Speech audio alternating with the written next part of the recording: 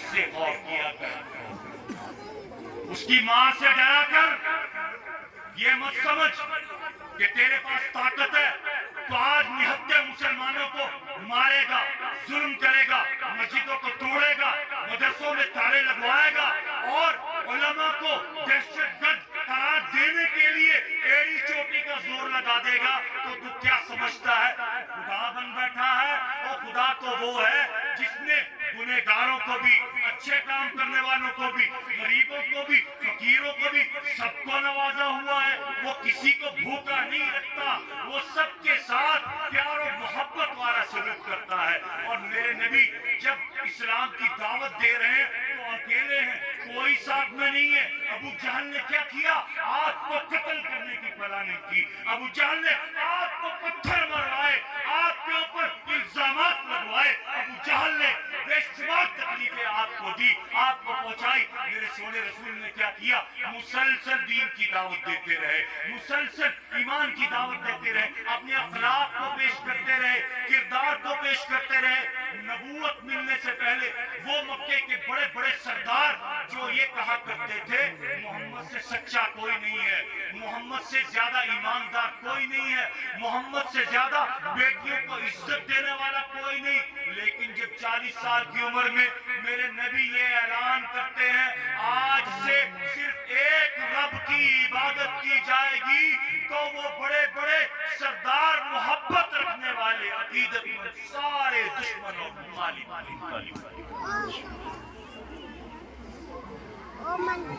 جرم کوئی نہیں ہے۔ جرم کیا ہے بھئی؟ ایک رب کی عبادت کی جائے گی۔ کون سا رب؟ جس نے اس کائنات کو بنایا، جس نے تمہیں اور مجھے اور ہم سے پہلے لوگوں کو پیدا کیا۔ اس لیے پیدا کیا تاکہ تم لوگ متقی بن جاؤ، نیک بن جاؤ، گناہوں سے بچ جاؤ، اللہ کا قرب اور اس کی رضا حاصل کر سکو۔ جب میرے نبی نے یہ اعلان کیا تو لوگوں نے آپ کو پاگل اور دیوانہ کہنا شروع کر دیا۔ لوگوں نے یہ کہا تو اتنا غریب ہے، تو کیسے نبی بن سکتا ہے؟ تیرا تو قبیلہ، تیرا تو خاندان اتنا اونچا نہیں ہے کہ تو نبی بن جائے، تیرے تو باغات نہیں ہے، تیرے پاس تو مال و دولت نہیں ہے، تو کیسے نبی بن سکتا ہے؟ اور تو تو یتیم ہے، تیرے تو ماں باپ بھی نہیں ہے، تو نبی کیسے بن سکتا ہے؟ میرے نبی نے یتیموں کو گلے سے سینے سے لگا کے بتایا ہے اور میں بھی یتیم تھا، میرے اللہ نے مجھے نبوت عطا کی اور یہ فرمایا یہ لوگ جتنا مرضی ظلم کرتے رہے، اے محمد آپ کو گھبرانا نہیں ہے، آپ کو ڈرنا نہیں ہے، آپ کو پیچھے ہٹنا نہیں ہے، میں آپ کی مدد کرنے کے لیے آپ کی طرف سے کافی ہوں۔ میں جانتا ہوں آپ ان کو دعوت دیتے ہیں، یہ آپ پہ الزام لگاتے ہیں، پتھر مارتے ہیں اور گالیاں دیتے ہیں، اور محمد مجھے پتہ ہے تجھے تکلیف ہوتی ہے، تجھے گھبرانے کی ضرورت نہیں ہے، میں تیری طرف سے ان سے بدلہ لینے کے لیے کافی ہوں۔ اتنے الزامات کے باوجود میرے نبی نے کبھی کسی کو بد دعا نہیں دی، کبھی کسی کو خالی نہیں لوٹایا۔ آج ہم بات بات میں بد دعا دینے لگتے ہیں، بات بات میں گالیاں نکالنے لگتے ہیں، بات بات میں ماں باپ کی نافرمانی کو اتراتے ہیں، بڑے چھوٹوں کا ادب احترام ہمیں پتہ ہی نہیں ہے۔ آج ہر بندہ جس کی کہیں نہیں چلتی وہ مسجد میں آ کے ٹھیکیدار بن جاتا ہے، وہ امام صاحب کو مولوی صاحب سے جو کچھ چاہے منہ میں آتا ہے بکنے لگتا ہے، بولنے لگتا ہے اور یہ سمجھتا ہے یہ امام نہیں ہے، یہ تو نوکر ہے، یہ تو کوئی غلام ہے۔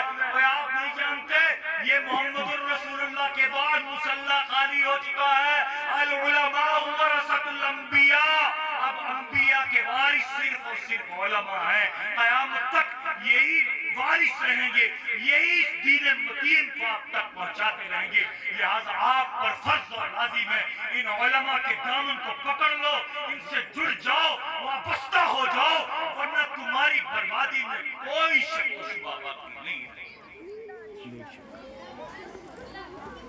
ضرورت اس بات کی ہے ہم اپنے علماء سے جڑے، اپنے اکابر سے جڑے، مدارس سے جڑے، منہ توڑ جواب دیں ان لوگوں کو جو ہمیں اپنے علماء سے دور کرنا چاہتے ہیں، مدارس سے دور کرنا چاہتے ہیں، قرآن کریم سے دور کرنا چاہتے ہیں۔ یہ سیکھ لیجئے، یہ سمجھ لیجئے کہ اگر آپ کا دل پاک اور صاف نہیں ہے، آپ کی نیت صاف نہیں ہے، تو جتنے مرضی حج کر لو جی، جتنی مرضی نمازیں پڑھ لو جی، رات کو اٹھ کے تہجدیں پڑھتے رہو جی، जितनी मर्जी तस्बियां फेरते रहो, जितने मर्जी सदके खैरात करते रहो और जितने मर्जी चिल्ले लगा लो जी, अगर दिल पाक नहीं, दिल में भाई के लिए नफरत है, भाई के लिए दुश्मनी है, दिल में इरादा गंदा है, नीयत चोरी की है, नीयत डकैती की है, गंदा इरादा दिल में दिमाग में बसाया हुआ है, और कहाँ रब को तलाश कर रहा है, इधर सजदे में लगा हुआ है,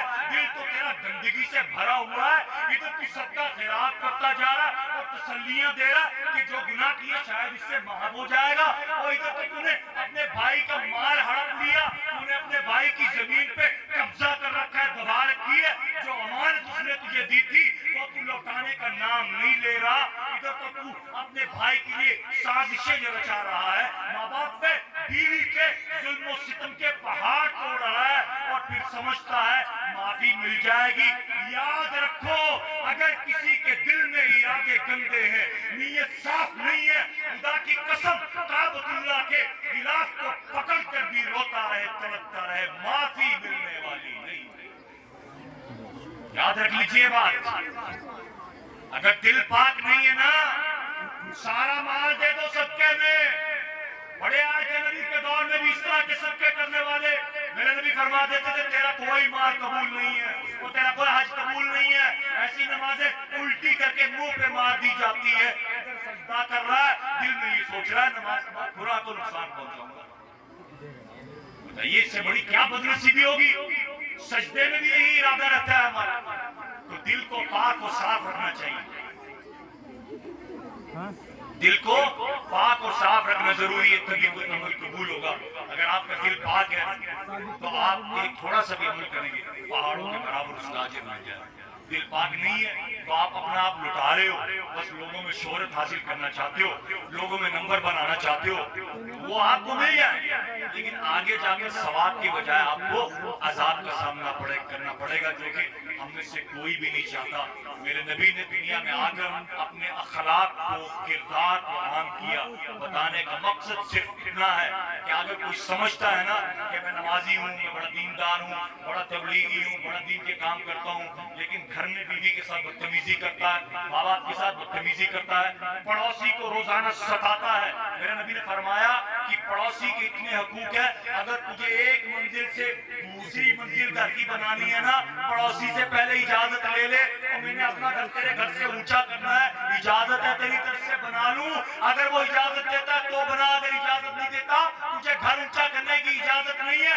आज क्या मुसीबत आई पड़ी हुई है, एक घर बना बराबर में हम तीन तीन मंजिल करके बना देते हैं, और गरीब पड़ोसी जिसके घर में 2 वक्त का खाना सही से नहीं बनता, जिसके बच्चे यतीम है, जिनका बाप सर पे नहीं है, और जिसके घर में आपने ये छत इतनी बराबर ऊंची करके धूप भी बंद कर दी, हवा भी बंद कर दी, सारे रास्ते बंद कर दिए, आप समझते हो कि आप जन्नत पालोगे, अल्लाह की रजा हासिल कर लोगे, और जन्नतें ऐसे नहीं मिला करती। अगर लेना चाहो बड़ी आसानी से मिल भी जाती है, अगर ना लेना चाहो सारा कुछ रब के रास्ते में देते रहो तब भी ये हासिल नहीं हो सकती। मेरे नबी ने फरमाया अगर तू कोई अच्छी चीज घर में ले आता है ना अपने बच्चों के लिए, तो कभी कभी अपने पड़ोसी के बच्चों के लिए भी ले आया कर, या अपने घर जब लाता है तो उसको छुपा के लाया कर, ताकि पड़ोसी के गरीब बच्चों का देख के दिल खराब ना हो। काश हमारा बाप भी होता वो हमें ला के देता, काश हमारे पास भी पैसे होते तो हम भी ऐसे नए नए कपड़े पहनते।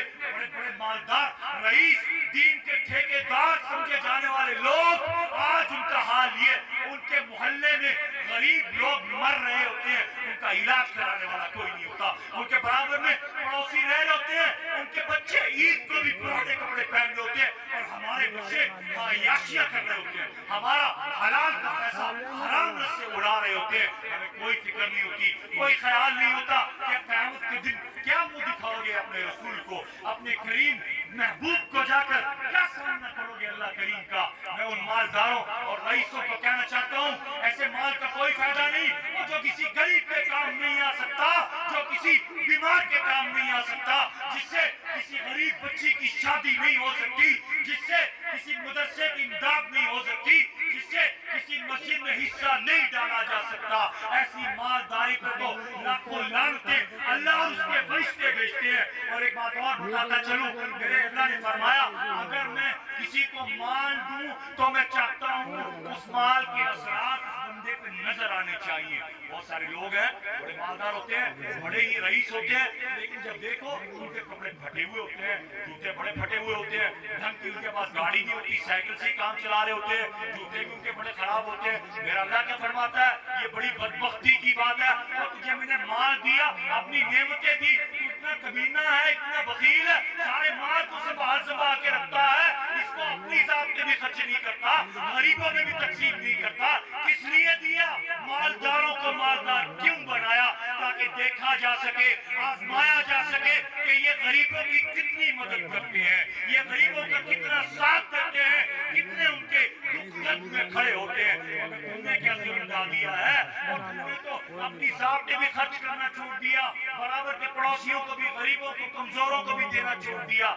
ऐसे मालदार के ऊपर खुदा की लानतें हैं। मेरे नबी ने फरमाया ऐसे मालदार को सीधा उठाकर जहन्नम में भेज दिया जाएगा। जिसको माल से तो नवाजा गया, लेकिन उसके पास दिल नहीं था, बखील इतना था। ये कमीनेपन की हद दर्जा हद है ये बिल्कुल। किसी को माल दिया जाए न अपनी जात पे खर्च करे न दूसरों पे खर्च करे। भैया ऐसे माल जिसको दिया नहीं वो ये हसरत करता है अल्लाह मुझे माल दे दे तुम उसके रास्ते में लगाऊंगा। इसी तरह हमारे अमाल का हाल है। बंदा गुनाह करता है कि वहाँ मर जाता है, अल्लाह की यहाँ पेशी होती है तो अल्लाह करीब उसको उठा करके कह देते हैं भाई इसको जहन्नम में भेज दिया जाए क्योंकि इसके गुनाह बहुत ज्यादा है। तो वो क्या कहता है, कुरान इसको कैसे फरमाता है, वो बंदा कहता है कि अल्लाह मुझे एक दफा दुनिया में दोबारा भेज दे, मैं वादा करता हूँ अब नेकियां करके आऊंगा, सवाब के काम करके आऊंगा। तो अल्लाह करीम कुरान उसका जवाब देते हैं कि ये तो महज एक बात है इसकी, ये तो एक जुमला है जो ये कह रहा है, वरना अगर इसको 100 दफा भी वापस भेज दिया तो ये वही कमीनापन करेगा, वही बदबख्तियां करेगा, वही चोरियां करेगा, वही बेईमानी और ठगियां करेगा, वही ये बदतमीजियां बदसलूकियां करेगा, वही बदकिरदारी के अमाल ये करेगा। इसलिए जो एक दफा मर गया जिसका हिसाब हो गया बस अब हो गया, कुछ होने वाला नहीं है। याद रखिए अल्लाह माफ कर देगा। आपने नमाज में कोताही की, हज में कोताही की, ज़कात में कोताही की, अल्लाह की तरफ से माफी हो सकती है। अगर आपने किसी का हक दबा दिया, किसी को थप्पड़ मार दिया, उसने बदले में आपको थप्पड़ नहीं मारा, जुबान से कुछ नहीं कहा, लेकिन जो उसके दिल में आग लगी है, जो उसके दिल से आह निकली है, वो रब के दरबार में तमाम पर्दों को फाड़ कर पहुंच जाती है, उसे कोई रोक नहीं सकता। डरा करो मजलूम की बददुआ से, डरा करो इन चीजों से कि किसी से हमें तकलीफ ना पहुंच जाए, हम किसी को तकलीफ ना पहुंचा दे, हमेशा हर एक को भलाई पहुंचाने वाले बने, हर एक से प्यार और मोहब्बत का सलूक करें। इस मुल्क को हमारे उलमा ने अकाबिर ने बड़ी कुर्बानियों से आजाद कराया, बड़ी कुर्बानियों से बनाया और सजाया।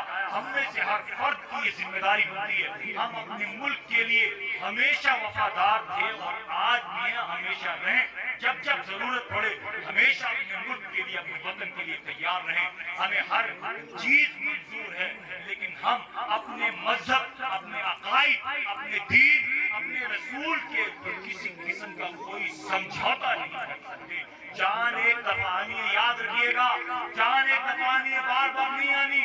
अगर एक दफा आपने अल्लाह के रास्ते में शहादत पाली, अल्लाह के हुक्मों को पूरा करने में, उनको जिंदगी में लाने के लिए अगर आपने शहादत पाली तो समझ लीजिए जन्नत के आला मकाम, आला दर्जात आपका इंतजार कर रहे हैं। इसलिए डरिए नहीं, घबराइए नहीं, हौसलों को बुलंद रखिए और हमेशा किसी भी मजहब का कोई भी शख्स हो प्यार और मोहब्बत भरा सलूक करे, हर एक की मदद करे। रास्ते में पत्थर कांटे पड़े उनको उठाएं, ये ना देखें कि ये कौन है, अगर कोई अंधा ना बीना उसको